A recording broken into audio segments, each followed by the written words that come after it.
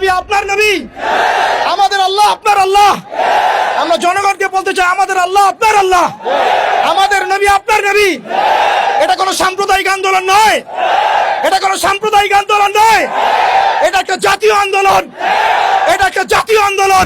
আমরা জানি আপনারা ইমারা কায়েম করতে পারবেন না, আমরা জানি যে আপনারা আল্লাহর বিধানকে আল্লাহর জমিনে বাস্তবায়ন করার ক্ষমতা রাখেন না, কিন্তু অন্তত সাতেমদের বিচারের আইনটা বাস্তবায়ন করে নিজেদের ঈমান এবং মুসলিমত্বের ন্যূনতম পরিচয়টুকু দেন। আসসালামু আলাইকুম ওয়া রাহমাতুল্লাহি ওয়া বারাকাতুহু।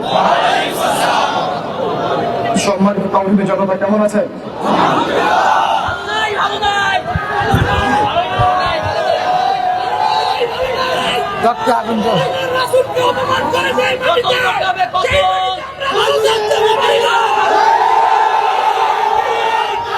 তাকবীর, তাকবীর, তাকবীর। বিসমিল্লাহির রহমানির রহিম। আলহামদুলিল্লাহ নাহমাদুহু ওয়া নুসাল্লি আলা রাসূলিহিল কারীম, আম্মা বা'দ।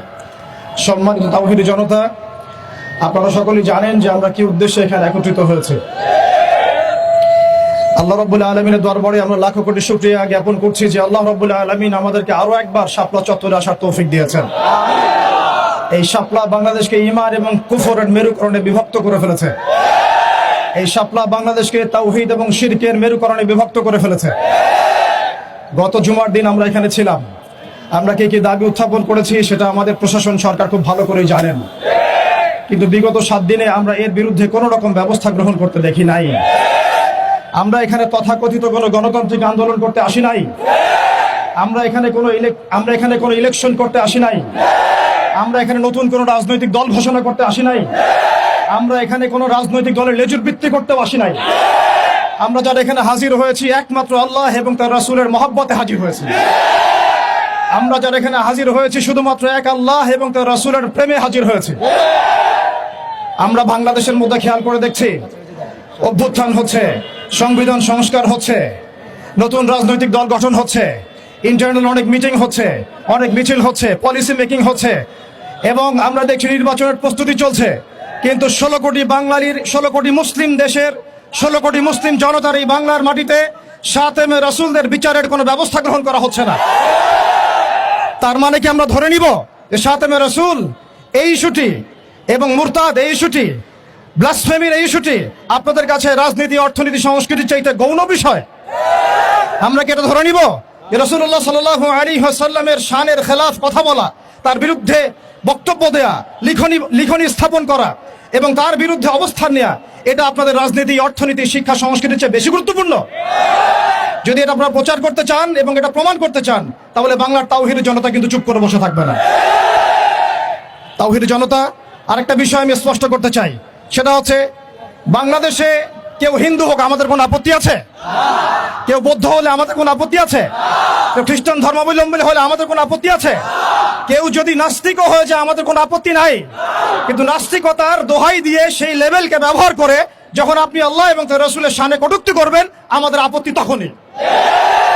তখনই আমরা ঘরে চুপ করে বসে থাকবো না ইনশাআল্লাহ। আপনি নাস্তিক হয়ে জাহান্নামে যান, আমাদের কোনো আপত্তি নাই, কিন্তু নাস্তিকতার আদলে আপনি মুসলিমদের সেন্টিমেন্টকে আঘাত করতে পারেন না। আপনি কোন ধর্মের তাবেদার হয়ে ইসলাম ধর্মকে কটূক্তি করতে পারেন না। আপনি ইসলাম ধর্মের এবং তাওহীদি জনতার সেন্টিমেন্টে আঘাত করতে পারেন না। আমরা নবী সাল্লাল্লাহু আলাইহি ওয়াসাল্লামের স্পষ্ট হাদিস শুনিয়েছিলাম, আপনাদের সবার মনে আছে, মান সাব্বা নাবিয়ান ফাকতুলু, মান সাব্বা নাবিয়ান ফাকতুলু, মান সাব্বা নাবিয়ান।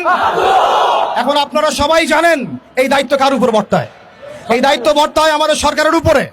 সরকার মুসলিম হোক, অমুসলিম হোক, ইন্টারিম হোক অথবা দলীয় সরকার হোক, যে কোনো সরকারই হোক না কেন, তার উপরে দায়িত্ব বর্তায় তারা যেন সাতেমে রাসূলের বিচার করেন, তারা যেন আল্লাহ দ্রোহীদের বিচার করেন, তারা যেন ইসলাম বিদ্বেষীদের বিচার করেন, তারা যেন ইসলাম ফোবিয়া যারা ছড়ায় তাদের বিচার করেন। কিন্তু এখন পর্যন্ত আমরা তাদেরকে মামলা নিতে পর্যন্ত দেখি নাই। আমাদের ভাইরা থানায় থানায় ঘুরেছেন, মামলা নেওয়া হয় নাই। এই তথাকথিত গণতান্ত্রিক আইনের এবং এই তাগুতি সিস্টেমের মার পেছে সাতেমে রাসূলের মতো স্পর্শগত ইস্যুতে মামলা নেওয়া হচ্ছে না।